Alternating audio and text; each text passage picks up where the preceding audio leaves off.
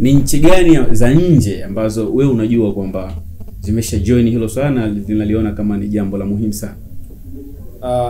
Nadhani kama wewe ni mfuasi wa siasa, umekuwa ukiangalia kama Rais Donald Trump ni mshirika mkubwa sana wa cryptocurrency. Akina Elon Musk, tajiri wa kwanza duniani, pia ni mshirika wa kwanza kabisa wa cryptocurrency. Kwa hiyo hii ina maana gani? Iko hivi, katika nchi zilizoendelea sasa hivi cryptocurrency ni miongoni mwa teknolojia kubwa sana ambazo zinaaminika. Hello watazamaji wa FJ TV, karibuni sana. Mimi naitwa Karugwe Karugwe, na nikukumbushe tu kwamba ili uwe wa kwanza kupata notification zetu, usikose kusubscribe na kulike. Leo hapa studio tuna ugeni wetu bwana. Tuna mwamba huyo hapa, nafikiri haina haja mimi kusema kwamba yeye ni nani, atajitambulisha mwenyewe afu baada ya hapo tunaendelea. Mheshimiwa, karibu sana. Asante sana. Karibu sana. Naomba waambie watazamaji kwamba wewe ni nani na ili tujue nini tunaendelea kuuliza. Okay, karibu. Asante sana. Kwa majina mimi naitwa Mr. Harrison Michael. Jina langu maarufu sana natambulika kwa jina la Harrison. Harrison. Ndio. Okay, Mr. Harrison, karibu sana FJ TV. Asante. Karibu sana. Harrison, unashughulika na nini? Na kiufupi ni kwamba biashara yangu kubwa kwa sasa najihusisha na cryptocurrency. Na cryptocurrency ndio biashara yangu kubwa ambayo kwa sasa naweza kusema kwamba imeniweka mjini. Okay. Mtazamaji, ni wazi unaposikia neno cryptocurrency kwenu inakuwa ni geni. Hata mimi pia wakati mmoja au mwingine nakuwa naliona ni geni, lakini nimekuwa nikisikia hivyo.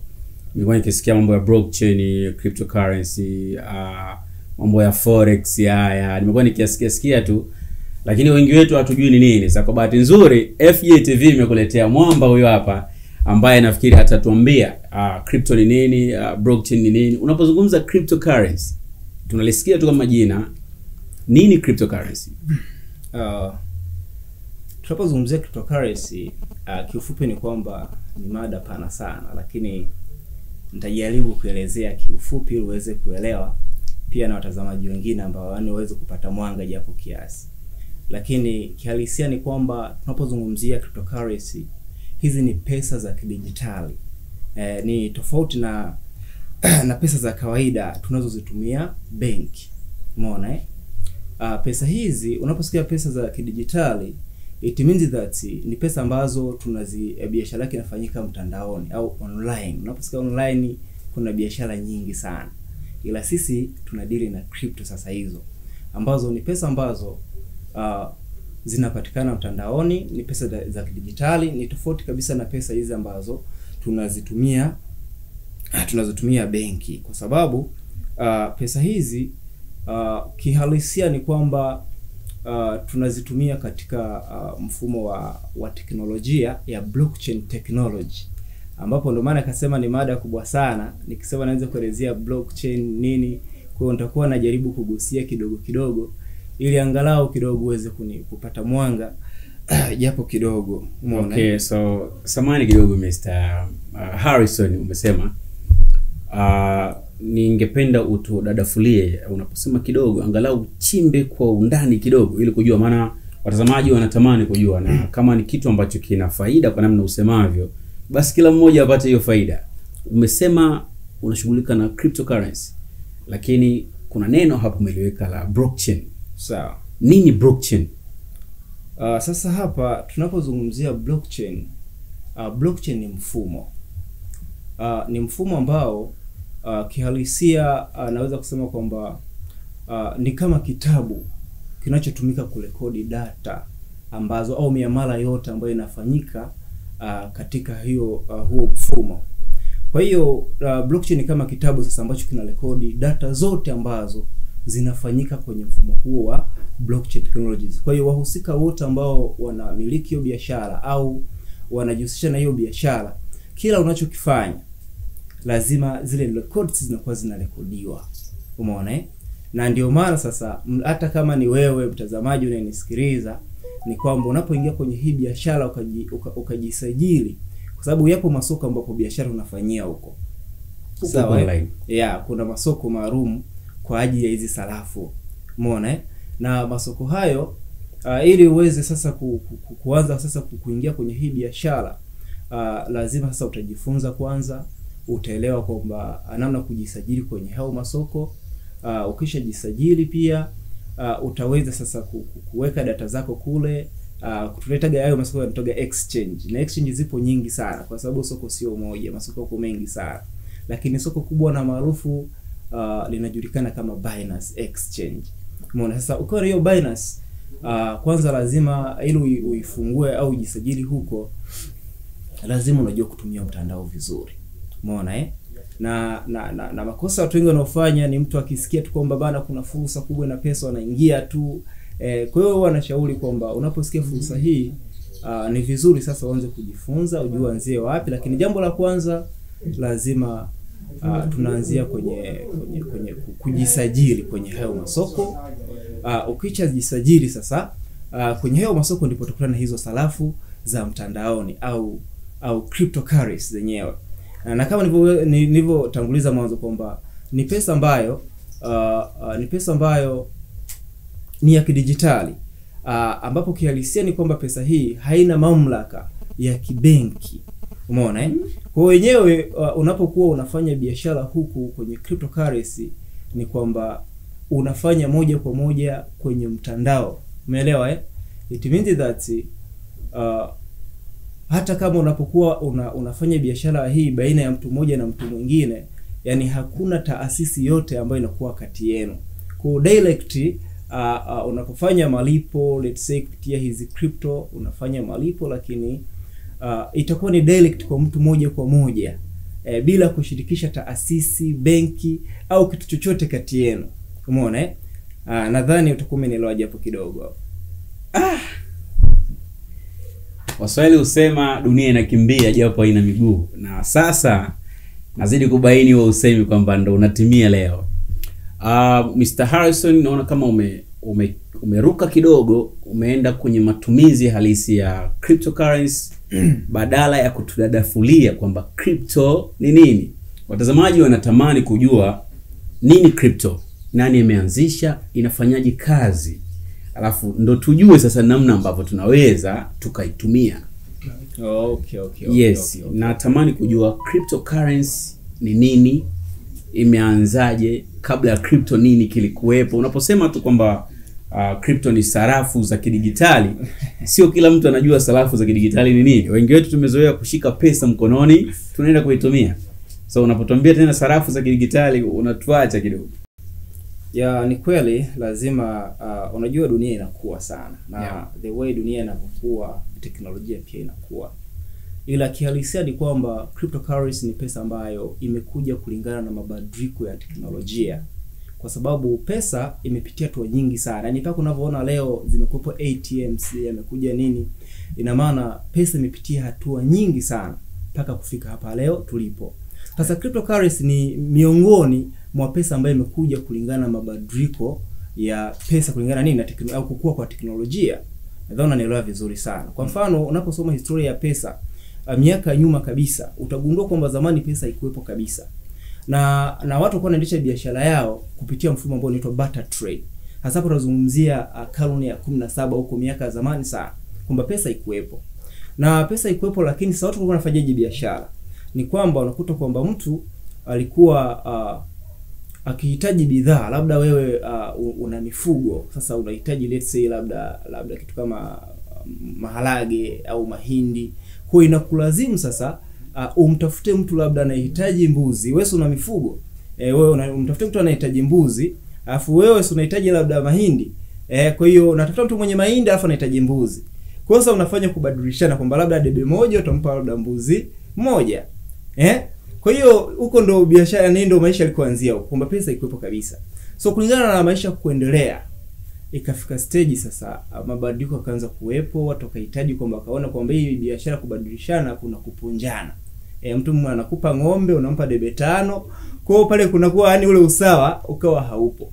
Umeona? Ndipo sasa wakaamua kutengeneza vitu vingine ambavyo vilikuwa ni mbadala kama pesa. Na pesa imepitia hatua nyingi sana. Ikuja kama walitengeneza gold, vipande vidogo vidogo ambavyo vilikuwa vinatumika kama sarafu enzi hizo, umeona. Lakini hatua ya gold ilivyokuja kupita bado, kwa sababu pia gold ilikuja kuwa na changamoto, kwa sababu unakuta mtu anapotaka kununua bidhaa kubwa inakuwa na ugumu sana kwenye kuzibeba zile gold, kwa sababu gold ni nzito, umeona. Kwa hiyo sasa unakuta kwamba katika hatua hizo sasa pesa ilizidi kukua mpaka tukafikia hatua ya kutumia makaratasi. Hii pesa makaratasi ambayo mpaka leo kihalisia inatumika karibia dunia nzima. Lakini pia kulingana na teknolojia kukua, watu wamezidi kubadilisha mifumo mingi ya kipesa na kuboresha.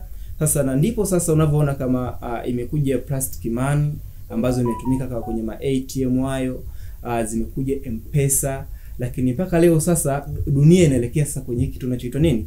Cryptocurrency.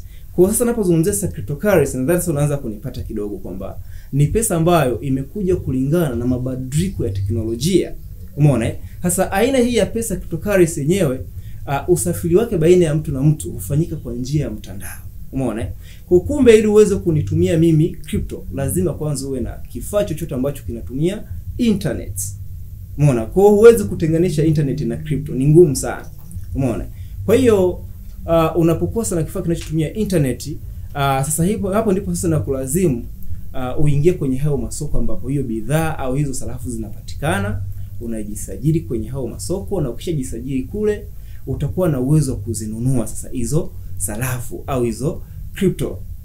Zipo nyingi sana, lakini sarafu maarufu sana tunaita Bitcoin, kuna Ethereum, kuna Solana, kuna Litecoin, zipo nyingi sana.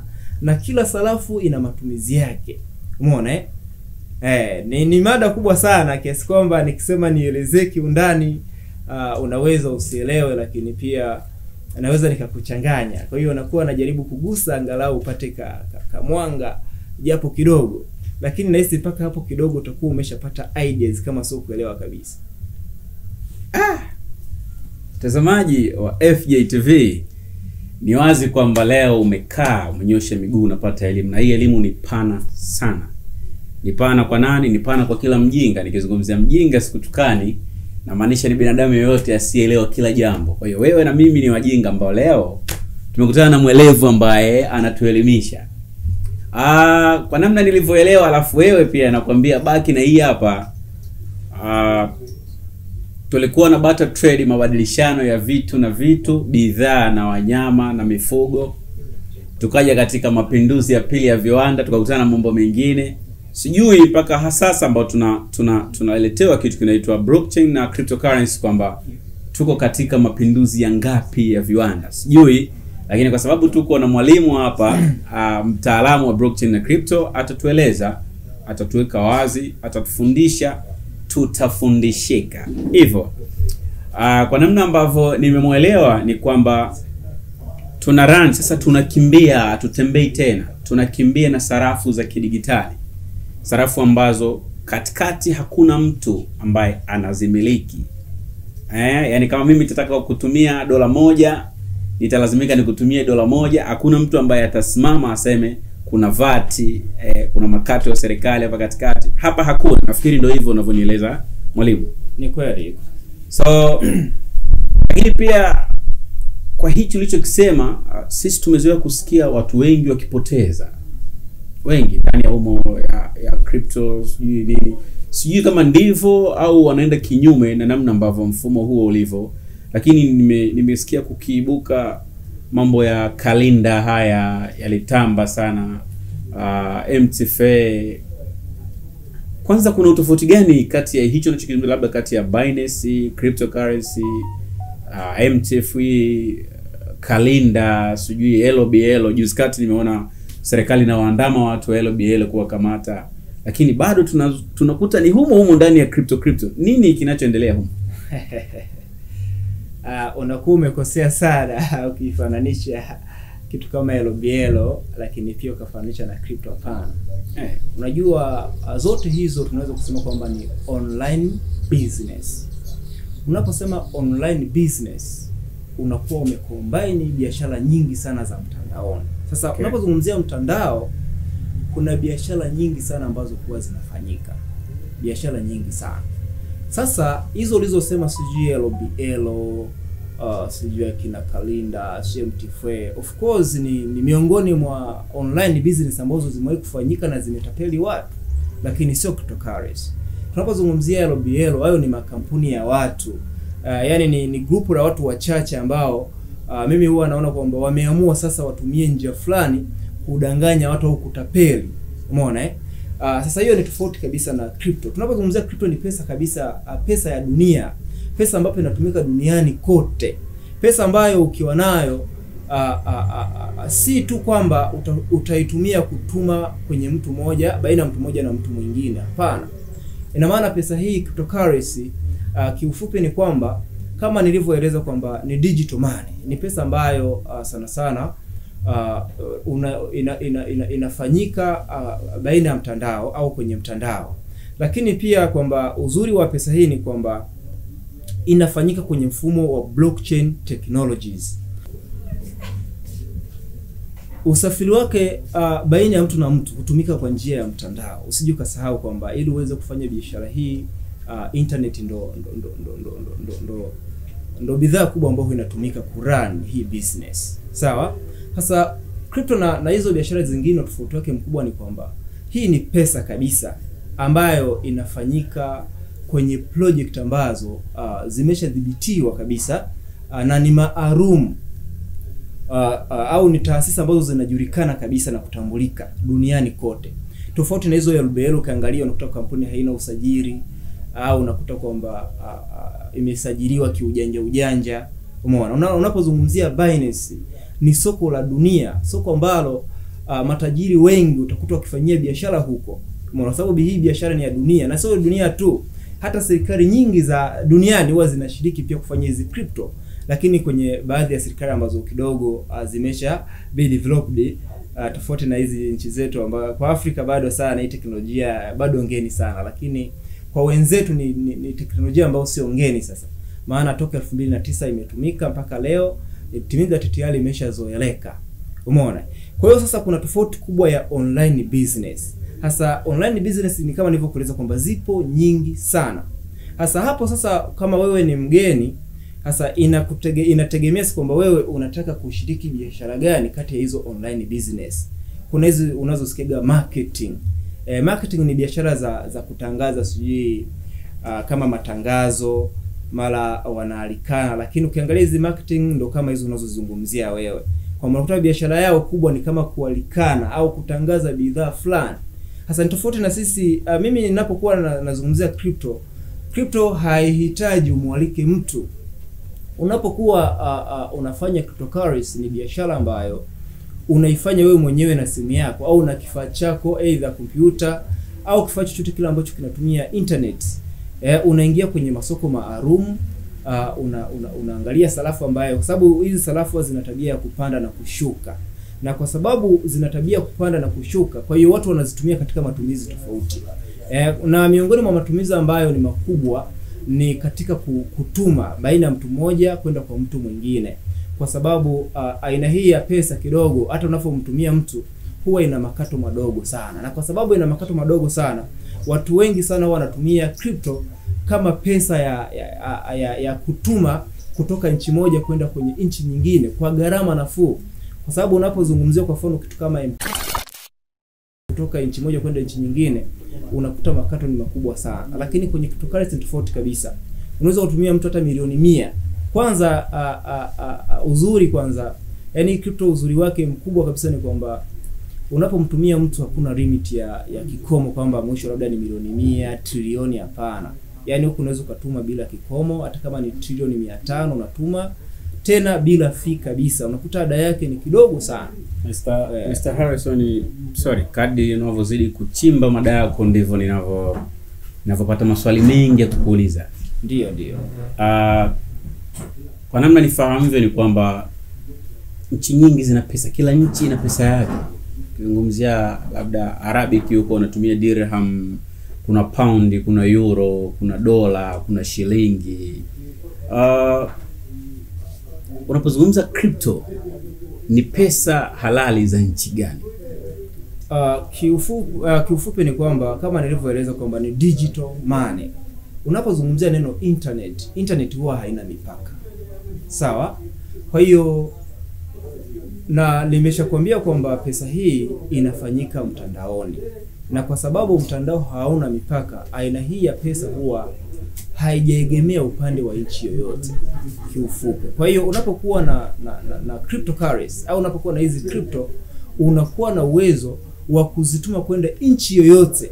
Sasa wewe mpokeaji, baada ya kuwa umeipokea, utaamua kwamba uibadilishe kwenda pesa ya nchi gani ambayo wewe upo. Kwa hiyo kama upo Kenya, unaweza kubadilisha hizo crypto kuwa pesa ya Kenya. Unaweza kama uko let's say uko Canada, unaweza kubadilisha hizo crypto kwenda yani kwenye pesa ya nchi yote ambayo unahitaji. Kwa kifupi ni kwamba hii pesa haina mipaka yani, kwa sababu inafanyika mtandaoni. Kwa hiyo ni pesa ya dunia kwa kifupi. Mtazamaji wa FJ TV, endelea kutuliza kichwa chako, ubonge uwe pano ili upate kuweka vitu vya msingi sana. Dunia inaenda mbio kama nilivyosema awali.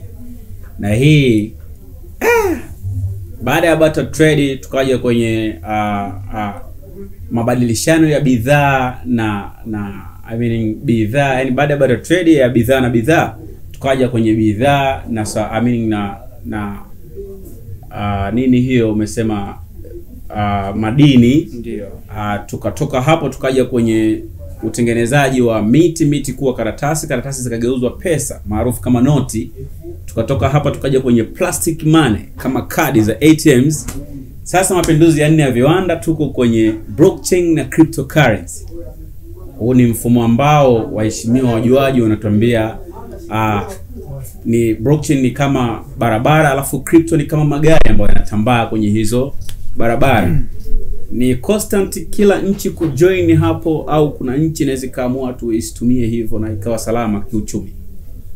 Kihalisia ni kwamba kama nilivyoeleza awali kwamba hii ni teknolojia mpya, na kwa namna nchi nyingi ambazo ninaweza kusema kwamba ni kama, si nitumie neno gani hapo la kueleweka vizuri, kwamba nchi nyingi nitumie neno gani hapa zuri la kueleweka, kwamba kila nchi inatamani kuwa na maendeleo. Umeona ni kama nchi nyingi zinapambana kwenda kwenye development. Umeelewa Sasa kwa kila nchi inafanya namna ya kuikuza teknolojia. Sasa kwa sababu tayari dunia tunaelekea kwenye unaposikia globalization, ni kwamba dunia sasa hivi ni kama kijiji tofauti na zamani. Sasa kwa kulingana sana hii hali ya utandawazi tuliokuwa nao sasa, it means that ni nchi chache sana ambazo bado zinakataza aina hii ya pesa, lakini asilimia nyingi kwa sasa ya nchi nyingi ninaona tayari zinapokea mapokeo makubwa za kuanza sasa kufanya mifumo au michakato ya kuingiza pesa zao kwenye hizi au kuruhusu hizi cryptocurrency. Kwa Afrika ni nchi ambayo kidogo bado hazijaruhusu sana au bado ziko nyuma kiteknolojia, lakini ninaamini kwamba tunakoelekea it means that sasa pesa hii imekuwa na mapokeo makubwa sana duniani.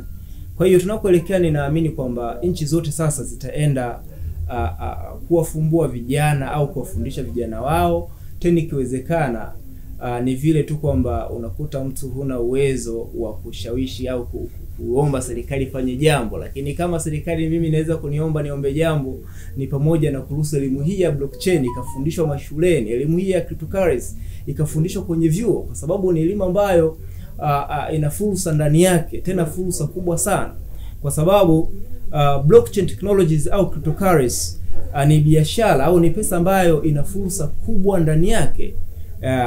Kwa mtu ambaye au vijana wote ambao wameshiriki sana kwenye hizi biashara wamepata mafanikio makubwa sana, mafanikio ambayo siwezi kueleza, lakini kwangu mimi toka nimeanza biashara hii, kusema kweli nimepata mabadiliko makubwa sana kiuchumi. Ni tofauti kabisa na maisha yangu ya zamani wakati naishi kwa ajira, kuajiriwa, na ndivyo leo naishi kwa kutegemea crypto. Kwa sababu mimi nafanya biashara zangu zingine, lakini biashara yangu kubwa kabisa ni cryptocurrency. Umeona Harrison, sishangai kwa sababu kabla ya kukutafuta na kukuomba ambayo meeting tumeipata leo, nimejaribu kufanya research tofauti. Watu wengi sasa hivi wanakaa tu nyumbani, anakaa nyumbani, ana PC yake, ana simu yake, anafanya biashara. Na hii imenifanya nipate shauku ya kujua hicho kitu na kuwajulisha wenzangu. Na sidhani kama kuna pahala pengine pa kujua hii elimu vizuri tofauti na hapa FJTV. Ndio maana tumekuleteeni watu ambao wanajua. So kama uzungumzavyo kwamba unatamani kuiona serikali inaweka hii elimu mashuleni, inawafundisha wanafunzi. Sitaki niguse huko ambako nafikiria, lakini acha nipadokeze tu kidogo kwamba ni nchi gani za nje ambazo wewe unajua kwamba zimesha join hilo swala na linaliona kama ni jambo la muhimu sana. Nadhani kama wewe ni mfuasi wa siasa, umekuwa ukiangalia kama Rais Donald Trump ni mshirika mkubwa sana wa cryptocurrency. Akina Elon Musk, tajiri wa kwanza duniani, pia ni mshirika wa kwanza kabisa wa cryptocurrency. Kwa hiyo hii ina maana gani? Iko hivi, katika nchi zilizoendelea sasa hivi cryptocurrency ni miongoni mwa teknolojia kubwa sana ambazo zinaaminika kwa usalama, lakini pia hata kasi yake katika miamala. Umeona Na kama nilivyoeleza kwamba hii inatumika katika, yani kwenye cryptocurrency kuna biashara nyingi sana. Na unaweza kutumia cryptocurrency kama fursa ya kibiashara, kwa sababu aina hii ya pesa ni pesa ambazo kihalisia zinakuwa zinapanda thamani na kushuka thamani. Na kutokana na tabia yake hiyo ya kupanda thamani na kushuka thamani, kumezua fursa ndani yake. Na unapoingia huku kuna biashara nyingi sana ambazo zinafanyika, na kwenye nchi ambazo zimeendelea sasa, kwa sababu tayari hizi sarafu imeshakuwa ni fursa. Nchi ambazo tayari zimepokea teknolojia, elimu hii tayari inafundishwa kwenye vyuo. Tayari ukienda kuna vyuo vingi sana ambavyo vipo duniani vinafundisha cryptocurrency. Kwa Tanzania bado sijapata uhakika kama kuna chuo, lakini kwa Canada kuna chuo kipo, lakini pia sio Canada tu, hata Marekani kuna vyuo vingi sana. Lakini pia kwa hiyo ndio maana kasema kwamba ni vizuri kama inawezekana elimu hii inafundishwa mashuleni, kwa sababu ni elimu ambayo imecontain fursa nyingi sana ambazo zinaweza kumfanya kijana ambaye amekosa ajira. Unajua kuna watu wengi wanakuta kwamba amesoma, ana elimu yake, lakini hajaajiriwa. Mtu mwingine ni mwalimu mzuri, lakini ukiangalia amemaliza chuo cha ualimu, ni miaka 3 sasa huko nyumbani hana ajira. Umeona Sasa nadhani fursa hii ni nzuri sana kwa watu kama hawa ambao si walimu tu, kwa sababu kuna watu wengi sana ambao unakuta amesomea kitu fulani lakini bado hajapata ajira, na ni msomi mmoja mzuri sana. Kwa hiyo nadhani cryptocurrency ni fursa ambayo imebeba fursa nyingi pia ndani yake, kama nilivyoeleza. Kwa hiyo kumbe hizi sarafu pia hazituzitumii tu kwamba ni kutuma tu baina ya mtu mmoja na mtu mwingine, hapana. Zinatumika kama assets, unaweza kutunzia pesa zako huko. Kwa mfano tunapozungumzia sarafu kama Bitcoin ni sarafu ambayo ukiangalia 2010 ilikuwa inauzwa chini ya $1, lakini leo inauzwa zaidi ya dola 100,000. Kwa utagundua kwamba kuna distance kubwa sana kwa mtu ambaye alinunua miaka 2010 Bitcoin na kaka nayo, akisema yuze leo tunaongea stories zingine, sio mtu wa kawaida. Kwa hiyo kwenye cryptocurrency kuna biashara ambazo mtu akifanya anaweza kufanikiwa tena kwa haraka zaidi, japo inahitaji uwe na knowledge kubwa ya kuparticipate katika huo upande. Nadhani umeelewa vizuri ya kupata. Harrison, kwa haraka namna walivyozungumza hapo, nimesikia umegusa kitu kama kama holding, kwamba mtu anaweza kununua Bitcoin then ukahold, ukakaa nayo kwa muda, alafu baada ya muda ukaiuza. Lakini pia kila nchi ina pesa yake, na unapozungumza kwa watu kuhold, ina maana ni kuchukua pesa na kuinvest halafu anaiacha, anunua bidhaa, anatulia. Uone kama changamoto ya Bitcoin blockchain na cryptocurrency inaweza kuja kuwa hizi banks za kawaida kama NMB, CRDB, watu kutoa pesa zao na hatimaye benki kukosa hela kabisa. Hapana, unajua tunapozungumzia maisha ni jambo pana. Na maisha hayawezi kuendeshwa kwa mfumo mmoja, na ndio maana tunaposema kwamba pesa imepitia hatua nyingi sana mpaka kufika hapa ilipo. Tunapozungumzia pesa, mpaka leo kuna pesa za makaratasi, lakini pia kuna pesa ambazo zinatumika kama M-Pesa hizi, Tigo Pesa nini. Huwezi kuniambia kwamba M-Pesa inaweza kuwa sababu ya benki kufa. Hapana. Hizo ni njia ambazo sasa zimeongezeka, ambazo sasa mtu mwenyewe ataamua kwamba yeye ndio tumie M-Pesa au tumie let's say uweke hela yako benki. Usidhani kama mtu kwamba kuongezeka kwa njia hiyo inaweza kuwa au sababu ya benki kufa. Sio kweli. Sio kweli. Hiyo ni njia tu mojawapo ambayo imeingia tu kurahisisha hizo transaction au issue za miamala ya kifedha, lakini sio sababu kwamba inaweza kuwa sababu ya benki kufa. Hapana. Okay. So swali langu jingine, ni nchi ilikaa, ni taasisi fulani, ni kundi la nchi tofauti tofauti, ni mtu mmoja alikaa kuanzisha ile swala la blockchain technology na crypto? Nani alianzisha? Anafahamika? Ana jina? Anaishi wapi? Kihalisia ndio maana akasema kwamba hii mada ni pana sana. Hii mada ni pana sana. Hatuwezi kuongelea tukaimaliza. Labda as long as uingie darasani ujifunze ni unaweza ukapata mwanga mpana zaidi. Lakini kihalisia ni kwamba mwanzilishi wa hizi sarafu hajulikani kwamba labda ni mtu au ni kikundi cha watu, lakini anaitwa Satoshi Nakamoto. Huyo ni mwamba mmoja ambaye ndio mwanzilishi kabisa wa hiki kitu kinachoitwa cryptocurrency au blockchain technologies kwa jumla kabisa. Umeona Kwa hiyo ili uweze kuelewa kabisa kiundani zaidi, sasa hapo natakuwa sasa usome vitabu. Nadhani inaweza kukurahisishia zaidi ukapata maarifa na namna ya pekee kabisa kuijua aina hii ya biashara cryptocurrency na uzungumzia leo. Nadhani umeelewa japo kidogo. Nakupata vizuri sana.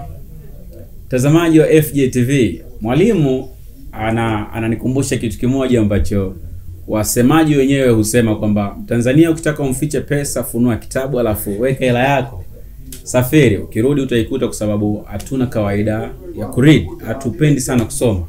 Ndio maana nilipokita swali langu amenirudisha darasani kwamba nikasome ili nipate kuelewa. Lakini kwa namna ambavyo nimechunguza,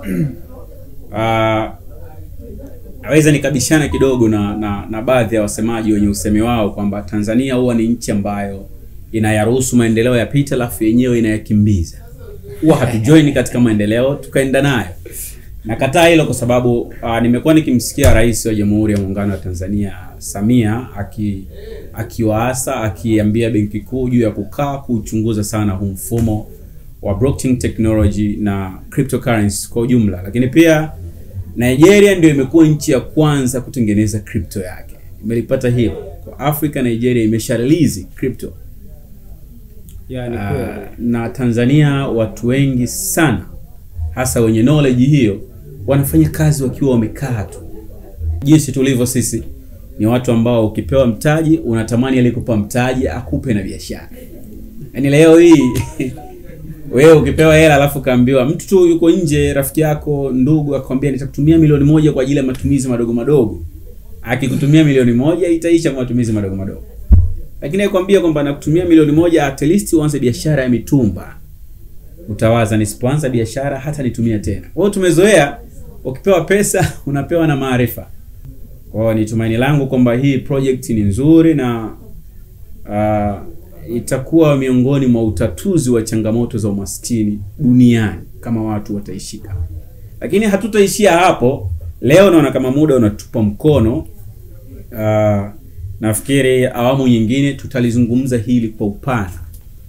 Tutamuandaa mwalimu vizuri aje atuchimbulie ili tupate kujua kwamba labda leo mimi ninatamani kujoin hapo na kuanza kufanya biashara, nipite njia gani. Nafikiri mwalimu hilo analo na atakuja kutueleza kwa awamu nyingine.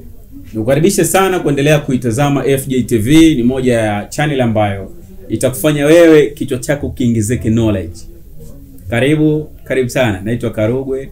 Chao.